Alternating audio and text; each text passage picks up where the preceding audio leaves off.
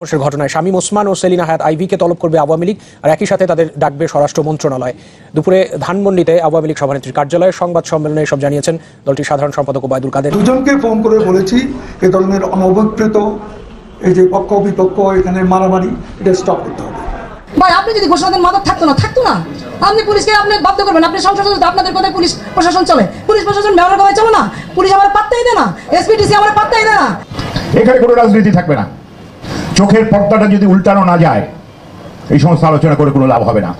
আমরা প্রশাসন, আপনারা শুধু বলেন, আপনারা সকলে একটি কনসেনসাসে আছেন। আমরা এখানে জেলা প্রশাসন আছে, পুলিশ প্রশাসন আছে, আমরা সকলে মিলে কাজটি করে দিব। দ্বন্দ্বের আগুনে ঘি ঢেলেছে যেন সেলিনা হায়াত আইভী ও শামীম ওসমানের। দুজনের দ্বন্দ্বের কথা কেই না জানে। নারায়ণগঞ্জে এক হকারকে কেন্দ্র করে তাদের বিরুদ্ধে বিরূপ প্রতিক্রিয়া ও ধস্তাধস্তি সহ গুলিও নিক্ষেপ করা হয়েছিল। শেষ পর্যন্ত ডাকলেন ওবায়দুল কাদের। এবার যেন আরও তীব্রতর হয়ে উঠল সেই আগেরকার পরিস্থিতি।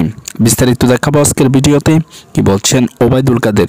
সেলিনা হায়াত আইভী ও শামীম ওসমানকে প্রধানমন্ত্রী তলব করেছেন, সে ব্যাপারে কি বলছেন আইভী, চলুন দেখি বিস্তারিত সেই ভিডিও। অনুরোধ করবো, এটা আপনার কাজ, এটা আমরা পারবো না।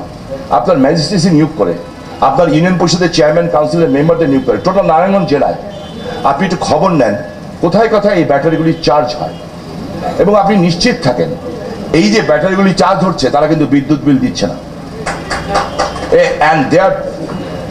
মিনিমাম 1000 মেগাওয়াট বিদ্যুৎ তারা খাচ্ছে উইদাউট দ্য বিদ্যুৎ বিল ছাড়া। প্লাস আবার এই গাড়িগুলিকে তারা চালাচ্ছে, আবার এই গাড়িগুলিও কিন্তু বিনা পয়সা চলছে না, কাউকে না কাউকে টাকা দিচ্ছে, ওরা কোনো দয়া চলছে না। কিন্তু মাই ক্লিয়ার মেসেজ, সিটি কর্পোরেশন যা করতে চাচ্ছে আমার তার তরফ থেকে কোনো আমার আপত্তি নেই, বাধা নেই, প্লিজ ডু ইট। আমার তরফ থেকে যা সহযোগিতা থাকবে, 5-এর এমপি সাহেব এবং আমার ছোট বোন যা করবেন।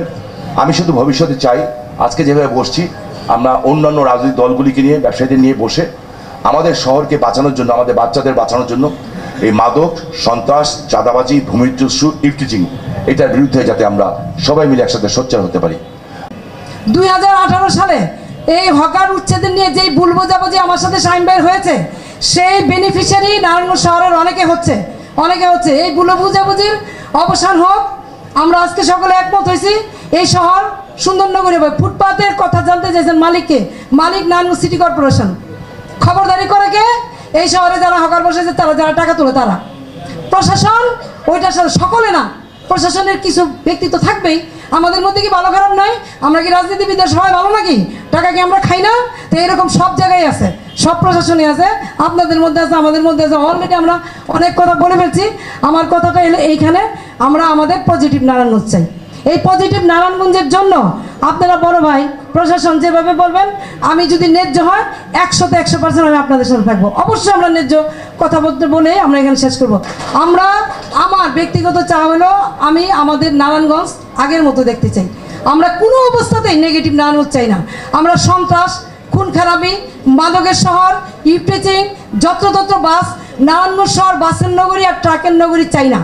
এবং আমাদের এই দুর্বলতার কারণে সব সময় সকল আপনার গোয়েন্দা সংস্থা থেকে শুরু করে সকলে বলে ওনাদের লাগালাগির জন্য কিছু করতে পারি, কিন্তু আমি তো কেউ লাগি না ভাই।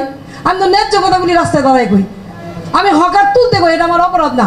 শামীম ভাই অনেকদিন পরে হলে একমত হয়েছে হকার উচ্ছেদ করতে হবে, যানজট নিরসন করতে হবে। এটা আমাদের নারায়ণগঞ্জ, এইটার মধ্যে পজিটিভ দিক আর হইতে পারে না। আমরা এই জিনিসগুলিকে সামনে নিয়ে আসি, আমরা আমাদের 400 বছরের পুরানো নারায়ণগঞ্জকে সামনে নিয়ে আসি, যে কিভাবে আমাদের সেই নারায়ণগঞ্জ রাস্তাঘাট খাল কিভাবে আমরা সুন্দর করতে পারি। তার লোকজন চাঁদা তোলে, এই কারণে কিন্তু আমরা কখনো পার্কিংয়ের থেকে টাকা নিই না, কিন্তু নিতাইগঞ্জের স্ট্যান্ড থেকে টাকা ওঠে, এভরি হয় টাকা ওঠে। সেলিম ভাই নাকি আজকে সকাল থেকে পেরেশান ছিল, পুলিশের কাছ থেকে জানতে চাইছে, সাংবাদিক ভাইদের কাছ থেকে জানতে চাইছে হকার ভাই অবৈধ স্ট্যান্ড কারা বোঝা। ভাই আমার কাছে সবার নাম আছে, আপনি কইলে আমি প্রকাশ্যে বলতে পারবো, আর যদি না কইও না তুমি আমাদের গোপনে কইও, তাহলে আপনার গোপনে কম।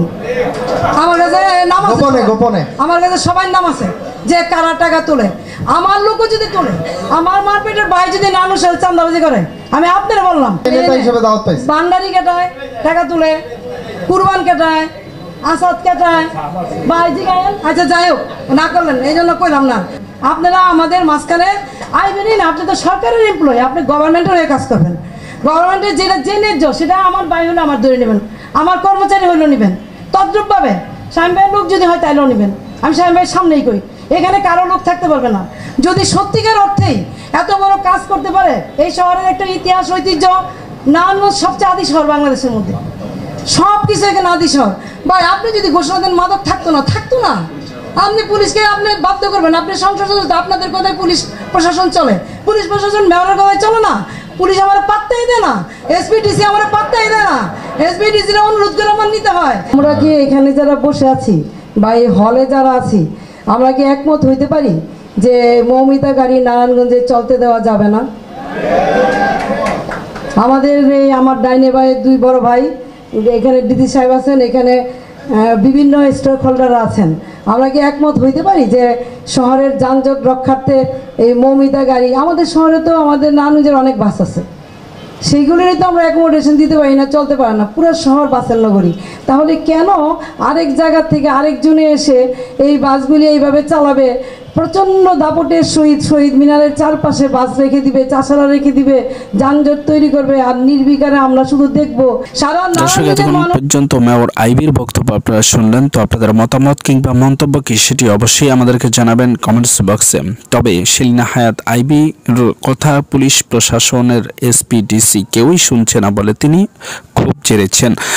তবে তাদের দুবাইয়ের যেই দ্বন্দ্ব, সেই দ্বন্দ্বকে কেন্দ্র করে ওবায়দুল কাদের কি বললেন, চলুন দেখি সেই ভিডিওটি। শামীম ওসমান ও সেলিনা হায়াৎ আইভিকে তলব করবে আওয়ামী লীগ, আর একই সাথে তাদের ডাকবে স্বরাষ্ট্র মন্ত্রণালয়। দুপুরে ধানমন্ডিতে আওয়ামী লীগ সভানেত্রীর কার্যালয়ে সংবাদ সম্মেলনে এসব জানিয়েছেন দলটির সাধারণ সম্পাদক ওবায়দুল কাদের। এদিকে স্থানীয় সরকার মন্ত্রী এই সংঘর্ষকে আখ্যা দিয়েছেন দুই বন্ধুর মারামারি হিসেবে। এদিকে আজ নারায়ণগঞ্জ পরিস্থিতি অনেকটাই স্বাভাবিক বলে আমরা জানতে পেরেছি। সকাল থেকে যে যার মতো কাজে গিয়েছেন নগরবাসী, তবে পুরোপুরি আতঙ্ক কাটেনি জনমনে। অপ্রীতিকর পরিস্থিতি এড়াতে সতর্ক রয়েছে আইনশৃঙ্খলা বাহিনী। নারায়ণগঞ্জে ফুটপাতে হকার উচ্ছেদ এবং বসানোকে কেন্দ্র করে গতকাল শামীম ওসমান ও আইভি সমর্থকদের মধ্যে ব্যাপক সংঘর্ষ হয়। এতে মেয়র সেলিনা হায়াৎ আইভি ও সাংবাদিক সহ অন্তত 25 জন আহত হন। দুজনকে ফোন করে বলেছি এ ধরনের অনভিপ্রেত এই যে পক্ষ বিপক্ষ এখানে মারামারি, এটা স্টপ করতে হবে। তারপর আমরা কালকে দেখব কে অপরাধী, উভয়কে ডাকবো এবং বিষয়টা খতিয়ে দেখব। এটা দুজনের একেবারে নিহাত ব্যক্তিগত। এটা আপনি যেমন বললেন যে তারা তো বহুত আগের থেকে দুজনে এখন হাত থাকতে মুখে কি এই পর্যায়ে যাবে এটা আমরা বুঝিনি। দর্শক, এতক্ষণ পর্যন্ত আপনারা দেখলেন সেলিনা হায়াৎ আইবি ও শামীম ওসমানের দ্বন্দ্বের জের ধরে ওবায়দুল কাদের ও প্রধানমন্ত্রী শেখ হাসিনা সরাসরি তাদেরকে তলব করেছেন এবং সেখানে কি হয়েছে সে বিষয়ে বিস্তারিত ভিডিওটি দেখলেন। তো আপনাদের মতামত কিংবা মন্তব্য জানাবেন কমেন্টস বক্স।